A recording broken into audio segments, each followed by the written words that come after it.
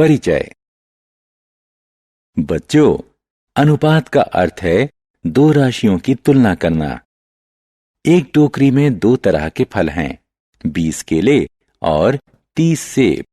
तो केलों की संख्या का सेब की संख्या की तुलना में अनुपात है 20:30।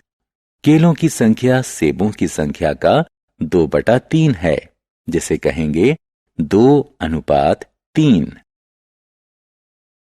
उद्देश्य। इस पाठ के अंत में आप निम्न करने में सक्षम हो जाएंगे: ब्याज की परिभाषा बताना, छूट की गणना और चक्रवृद्धि ब्याज ज्ञात करना, बिक्री कर और मूल्य संवर्धित यानी वैट कर की गणना करना, वार्षिक और छमाही चक्रवृद्धि ब्याज की गणना के लिए चक्रवृद्धि ब्याज का सूत्र लगाना।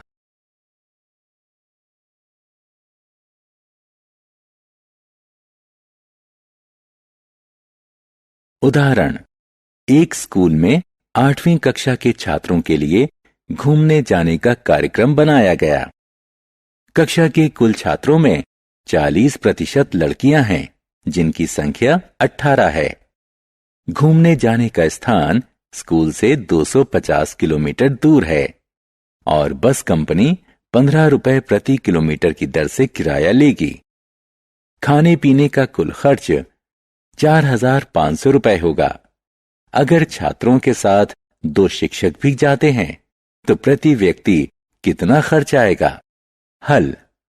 मान लीजिए कुल छात्रों की संख्या है x और x का 40% लड़कियां हैं। गणना करने पर छात्रों की संख्या बराबर 45 है। लड़कों की संख्या बराबर 45 घटा 18 बराबर 27। लड़कों की तुलना में लड़कियों की संख्या है 2/3, जिसे हम इस तरह से लिखेंगे और पढ़ेंगे 2:3। प्रति व्यक्ति लागत निकालने के लिए परिवहन शुल्क बराबर आने जाने की दूरी गुणा दर, जो कि गणना करने पर रुपए 7,500 है। कुल खर्च बराबर खाने पीने की लागत जमा परिवहन लागत, जो कि गणना करने पर रुपए 12,000 है। कुल व्यक्तियों की संख्या बराबर 18 लड़कियां जमा 27 लड़के जमा 2 शिक्षक बराबर 47। तो प्रति व्यक्ति खर्च रुपए 255 आएगा। उदाहरण। एक बाइक की कीमत पिछले साल 45,000 रुपए थी। इस साल इसमें 20% की वृद्धि हो गई है, तो अब इसकी कीमत क्या है? हल। एक बाइक की कीमत बराबर 45,000 रुपए, प्रतिशत वृद्धि बराबर 20। 45,000 का 20% होगा रुपए 9,000। नई कीमत बराबर पुरानी कीमत जमा वृद्धि बराबर 45,000 रुपए जमा 9,000 रुपए बराबर 54,000 रुपए। बिक्री बढ़ाने के लिए बाइक की कीमत में 5% कमी कर दी गई। अब देखें कि बाइक की कीमत क्या होगी। बाइक की कीमत बराबर 45,000 रुपए कमी 45,000 का 5% बराबर 2,250। नई कीमत बराबर पुरानी कीमत घटा कमी। गणना करने पर हम पाएंगे 42,750 रुपए। छूट का पता लगाना। किसी भी वस्तु पर लिखी कीमत MRP पर दी गई कटौती छूट कहलाती है। छूट बराबर लिखी कीमत घटा बिक्री कीमत। प्रतिशत में अनुमान लगाना। किसी दुकान पर आपका बिल है 498 रुपए 20 पैसे और दुकानदार आपको 10% की छूट देता है, तो आप कैसे अनुमान लगाएंगे कि आपको कितना भुगतान करना है? बिल को 498.20 रुपए के निकटतम दशांक यानी 500 पर ले आएं। अब इसका 10% निकालें, यानी रुपए 10/100 गुणा 500 बराबर 50। इसका अर्थ हुआ कि आपकी बिल राशि 50 रुपए कम यानी 450 रुपए के करीब होगी। क्रय और विक्रय से संबंधित कीमतें, लाभ और हानि। मैं पेन पर 3 रुपए और कागज पर 2 रुपए खर्च करूं तो खर्च होगा 5 रुपए। ये मुझे 3 रुपए का लाभ देगा, जो है 30%।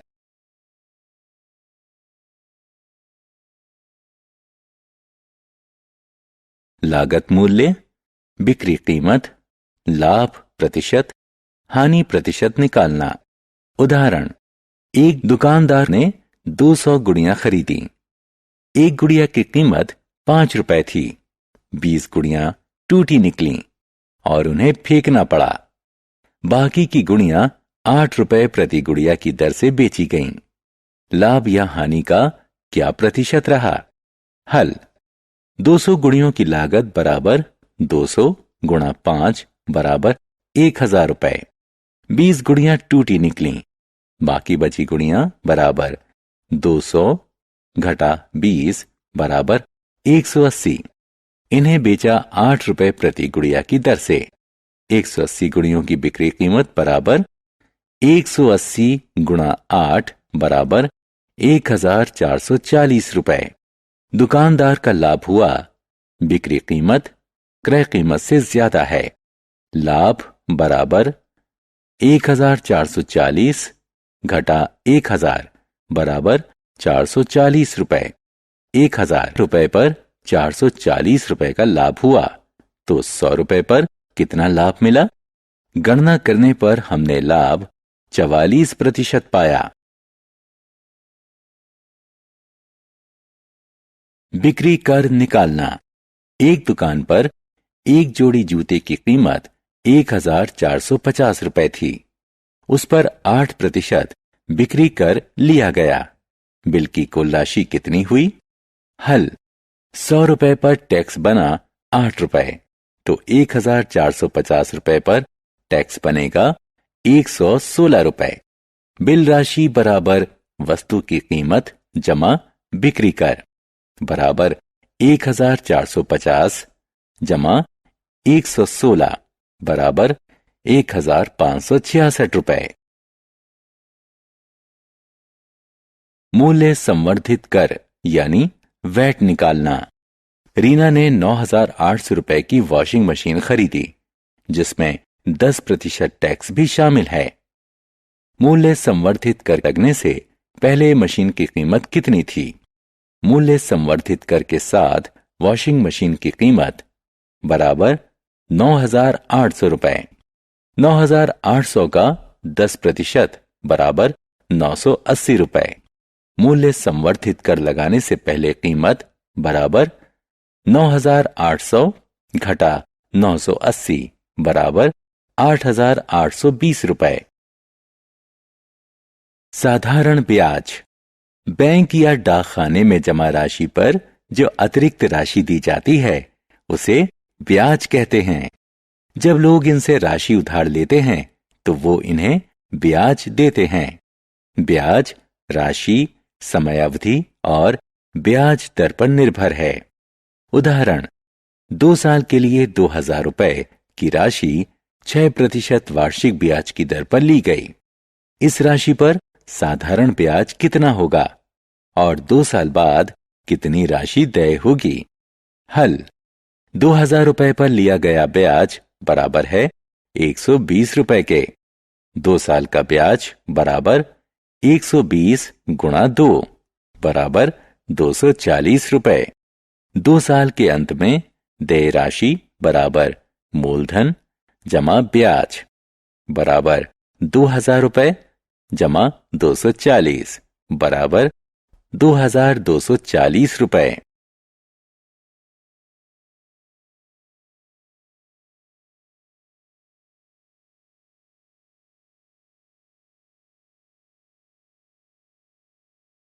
चक्रवृद्धि ब्याज।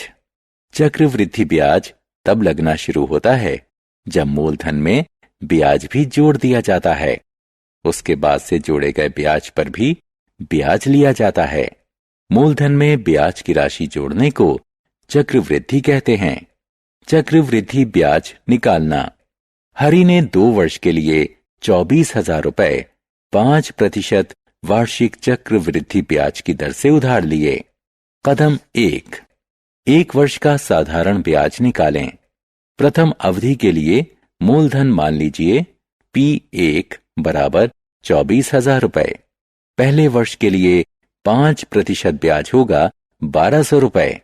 कदम 2, अब वो राशि निकालें जो ली या दी जानी है। ये अगले साल की मूल राशि हो जाएगी। पहले साल की समाप्ति पर राशि होगी 25,200 रुपए, जो कि बराबर है P2 के। कदम 3, अब फिर से इस राशि पर एक और साल के लिए ब्याज निकालें। यह होगा 1,260 रुपए। कदम 4, दूसरे साल के अंत में राशि बराबर P2 जमा SI2 बराबर 25,200 जमा 1,260 रुपए बराबर 26,460 रुपए।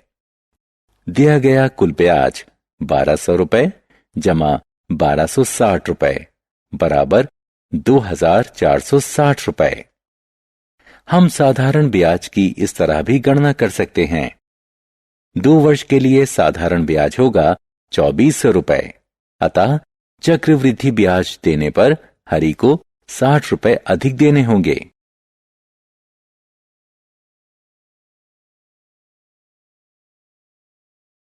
वार्षिक या छमाही चक्रवृद्धि दर।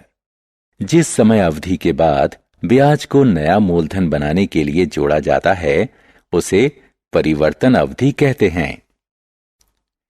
जब ब्याज को छमाही आधार पर संयोजित किया जाता है तो साल में हर छमाही के बाद 2 परिवर्तन अवधि होती हैं। ऐसी स्थिति में छमाही की दर वार्षिक दर से आधी होगी।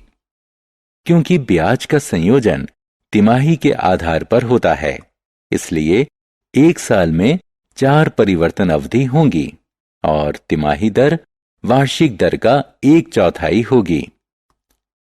उदाहरण, छमाही में संयोजित 10% की वार्षिक दर से 1.5 साल के लिए 15,000 रुपए की ऋण राशि पर कितनी राशि का भुगतान करना होगा? हल, 2 साल में 3 छमाही पड़ेंगी, इसलिए संयोजन 3 बार होगा। ब्याज की दर बराबर 10% का आधा बराबर 5% छमाही।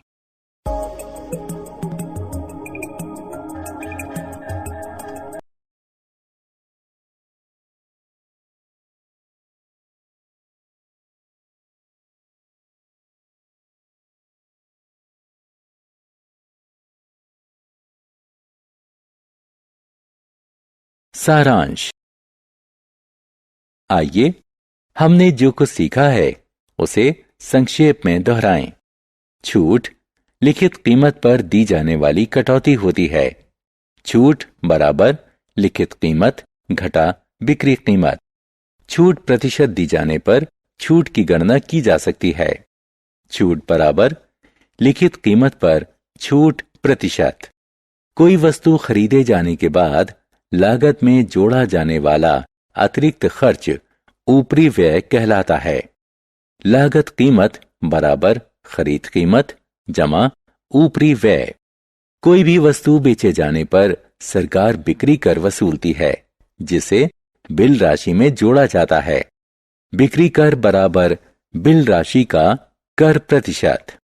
विगत वर्ष की राशि A बराबर P जमा I पर लिया गया ब्याज चक्रवृद्धि ब्याज कहलाता है।